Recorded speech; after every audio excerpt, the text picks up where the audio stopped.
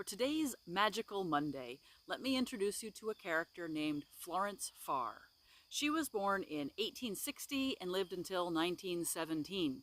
She was a first-wave feminist who lived a bohemian lifestyle, an actor, director, writer, and musician. She was friends with all of the important people in the theater scene of the day, including William Butler Yeats, John Todhunter, Edward Burne-Jones, Aubrey Beardsley, and Oscar Wilde. She was closely associated with George Bernard Shaw and performed and debuted many of his plays, starring as his leading lady. She also introduced many of Ibsen's works to England and performed as the heroine in the debut show of many of those important works. She joined the Order of the Golden Dawn in 1890 and actually ended up becoming a very high-ranking leader and creating this inner group, this sphere group that introduced Egyptian imagery into the magical system of the Golden Dawn. She spent time at the British Museum and looked at a particular mummy that she believed was the preservation of an Egyptian priestess.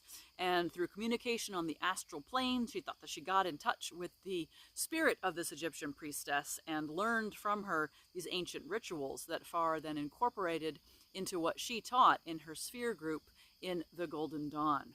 She was a talented musician playing on an instrument called the psaltery, and she and William Butler Yeats tried to revive or invent a kind of musical style that was somewhere between singing and chanting. They were trying to tap into the natural musical properties of the voice to create a kind of poetic theatrical performance that was somewhere between poetry and invocation and not quite singing, but had a monotonous chant-like quality.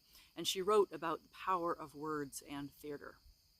She ended her life in an interesting way, moving out of England to Ceylon to become the principal of a girls' school there, learning the language and finishing out her life far from her homeland, studying the religion, philosophy, and ideas of the East.